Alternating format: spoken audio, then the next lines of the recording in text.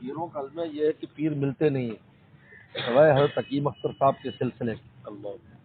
انہوں نے ہمیں پابند کیا ہے کہ آپ نے مرغی اگر انڈوں کے ساتھ نہیں بیٹھے گی تو بچے نہیں نکلیں گے، یا تو انڈے مرغی کے ساتھ جائیں یا مرغی انڈوں کے ساتھ جائیں، وہ یہ فرماتے تھے۔ تو حضرت والا 90 پلس تھے، 90 سال سے زیادہ، اور آخر میں اتنے بیمار ہو گئے تھے کہ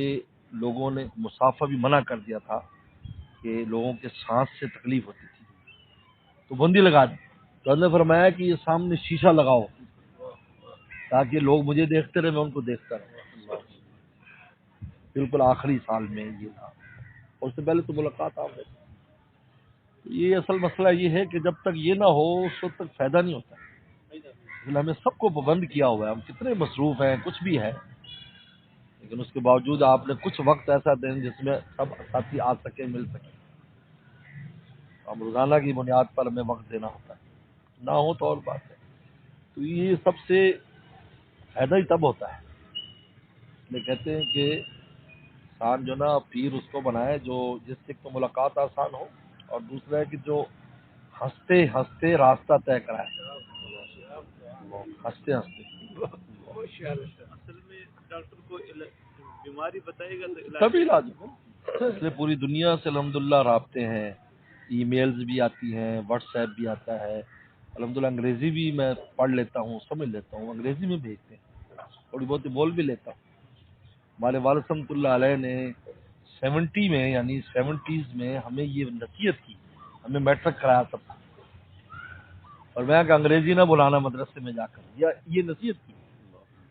اور اپنی صحت کا خیال رکھنا، بس کپڑوں کا خیال نہیں، صحت اچھی ہونی چاہیے تمہاری۔ اور بڑی حیرت، میں بنوری ٹاؤن میں پڑھتا تھا، بنوری ٹاؤن میں سب عربی ماحول تھا، مصری استاد تھے جو عربی میں تکلم کرتے تھے، وہاں انگریزی کا تو، لیکن غیر ملکی بچے تھے 300 کے قریب جو غیر ملکی امریکہ سے لے کر انگلینڈ وغیرہ جو انگریزی بولتے تھے، ساؤتھ افریقہ۔ والد صاحب یہ نصیحت میں سے یاد رہتی، ہم ان کے ساتھ انگریزی کی مشق کرتے تھے۔ مجھے طالب علم کہتے کہ یار آپ ایسے ہی خام خام، آپ کی انگریزی تو صحیح نہیں، آپ ان کے ساتھ بولتے ہیں۔ میرے ابا نے ہمیں اس لائن پر لگایا ہے، انہوں نے کہا انگریزی اب ان سے سیکھیں گے نا، میں نے کہا ان کی اردو کوئی صحیح ہے، ان کی اردو صحیح نہیں ہے تو ہم کو یہ ہنستے ہیں، یہ بھی نہیں ہنستے ہم پر، کیونکہ ہماری انگریزی صحیح نہیں ہو، ہماری زبان تو نہیں ہے۔ پھر والد صاحب کی نصیحت کی وجہ سے انگریزی کی مزید میٹرک سے ایف اے کیا، پھر میں نے بی اے کیا، پھر میں نے ایم اے کیا، ساری ڈگریاں کی، لیکن اس وقت کوئی انگریزی کا ماحول دنیا میں نہیں تھا۔ لیکن جب ہم اس منصب پر آئے اور کام شروع کیا، آج اردو کے میسج بھی انگریزی میں آتے ہیں۔ اب یہ حالات چیز، عربی کا میسج انگریزی میں، عربی عرب وہ بھی انگریزی میں لکھتے ہیں۔ اگر آپ کو زبان نہ آتی ہو تو آپ کسی کی بات ہی نہیں سمجھ سکتے، میسج نہیں سمجھ سکتے۔ تو والد صاحب رحمۃ اللہ علیہ کا حیران ہوتے، وہ عجیب کلندری مزاج تھا، 7 سال پہلے کی بات کرتے تھے، یہ ہوگا ایسا ہوگا ویسے ہی ہوگا۔ اس لیے ہم سب کو میٹرک کرایا، سب کو۔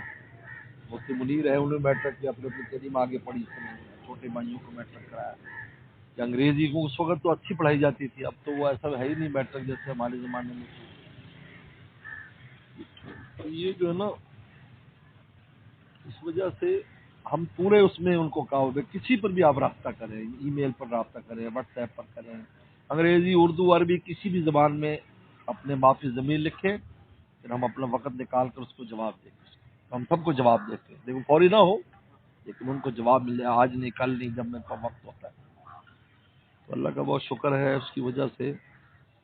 تربیت کا بہت یعنی الحمدللہ دوسرے جو بزرگ ہیں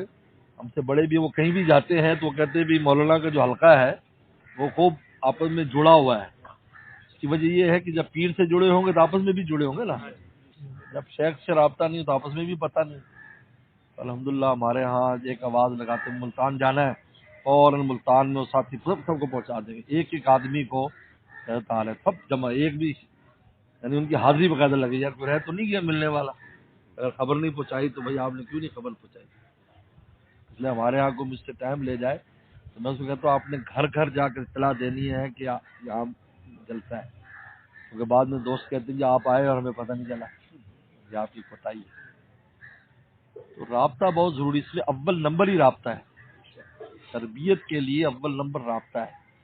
کہ آپ کا رابطہ ہونا چاہیے۔ ہمارے شیخ ہمیں ہر مہینے ایک خط منگواتے تھے، یکم تاریخ کو خط بھیجنا ہوتا تھا ہمیں یہاں سے، اس میں جتنے دن لیٹ کریں گے ہر دن کی 4 رکعت نفل پڑھنے، 2 دن لیٹ 8 رکعت نفل لکھنا بھی ہوتا تھا، میں نے 2 دن لیٹ لکھ بھیجا،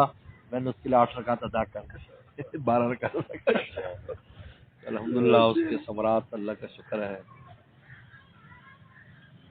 ماشاء اللہ۔ انشاءاللہ آپ کو دوری محسوس بھی نہیں ہوگی، ویسے آنا جانا شاید آپ